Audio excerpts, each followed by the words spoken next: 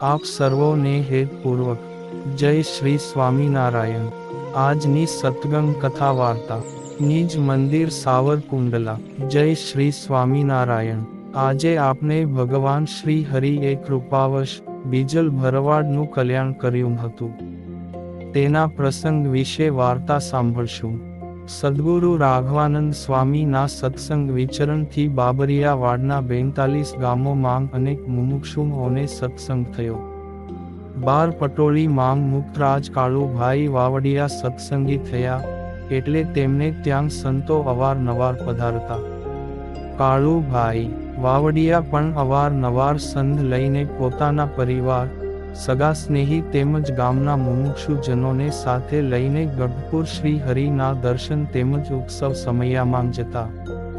એક વખતે કાળુભાઈ વાવડિયા સંઘ લઈને ગઢપુર શ્રી હરિના દર્શને જઈ રહ્યા હતા। રસ્તામાં સહું કોઈ એક નદીના કાંઠે વિસામો કરવા રોકાયા।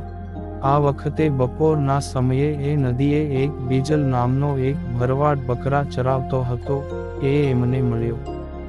કાળુભાઈ વાવડિયાના કપાળ માંગ ભડકાદાર તિલક ચાંદલો જોઈને પડખે આવ્યો અને જય દ્વારકાધીશ એમ કહીને બોલ્યો, જે ભગત કયા ગામ રેવા? તે કાળુભાઈ કહે, અમારું ગામ બારપટોળી ને હાલ અમે સહું ગઢડે પ્રગટ ભગવાન સ્વામિનારાયણના દર્શન કરવા જાય છે। તે સુનીને બીજલ ભરવાડ બોલ્યો, જે તો તમે મારું એક કામ કરશો। આ સોટી છે એ મેં કોતરણી કરીને ગૂંથી છે, એક કાઠી મને એના 10 રૂપિયા આપવા તૈયાર થયો તો, પણ મારે એ તો સ્વામિનારાયણ ભગવાનને જ આપવી છે। તમે મારું આ સંપેતરું સ્વામિનારાયણ ભગવાનને હાથો હાથ પોગાડી દેજો। વળી તમે સહું એને ભગવાન કહો છો તો એને ઈ પણ મારા વતી કહેજો કે આ સોટી હાથમાં લઈને મને અંતકાળે તેડવા આવે।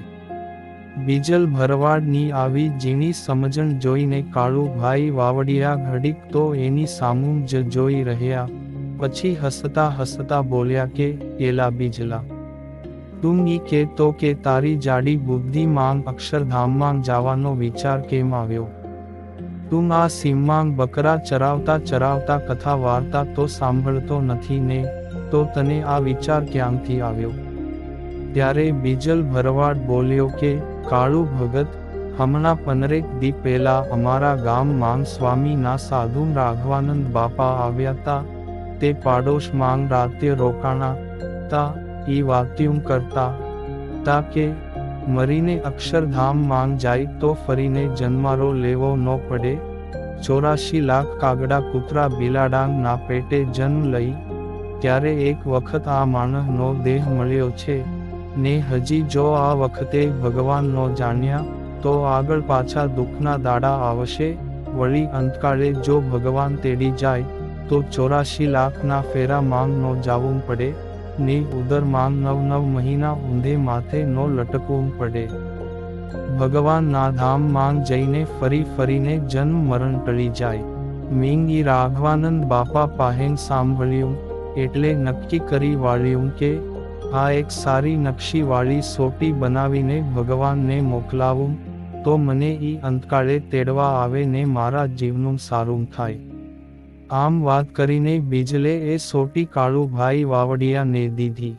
કાળુભાઈ તો ગઢપુર આવ્યા ને દરબાર ગઢમાં સભામાં શ્રી હરિને દંડવત કરીને પ્રણામ કર્યા ને બીજલ ભરવાડે દીધેલી સોટી શ્રી હરિને હાથો હાથ દીધી ને સંદેશો દીધો કે હે મહારાજ, આ તમારા ભગતે સોટી મોકલાવી છે અને તમને અંતકાળે એને તેડવા જવાનું કહ્યું છે। શ્રી હરિ પણ એ ભરવાડની સમર્પણ સાથેની સમજણ જોઈને અતિ રાજી થતા થકા બોલ્યા કે તો અમારે એને અંતકાળે તેડવા જાવું જ જોહે।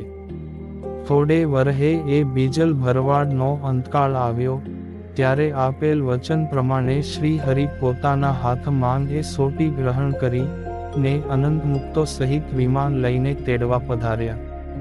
બીજલ ભરવાડ તો ખાટલા માંગ સફાળા બેઠા થઈ ગયા ને બોલ્યા કે ગરુમ રાઘવાનંદ બાપા સાચા ને એના ભગવાન પણ સાચા લ્યો। જુઓ મને એના દર્શન થાય છે. ત્યારે શ્રીહરિએ બીજલ ભરવાડને કહ્યું કે ચાલો અમારા અક્ષરધામમાં, તમે અમને આ સોંપી મોકલાવી તી એ સારું, અમે તમને અંતકાળે તેડવા આવ્યા છીએ. આમ કહીને એનો દેહ ત્યાગ કરાવીને પોતાના ધામમાં તેડી ગયા. આ દિવ્ય પ્રસંગ કથા શ્રી હરિની કૃપા મુક્તિ માંગથી વાંચી અહીં રજૂ કરેલ છે. જય શ્રી સ્વામિનારાયણ.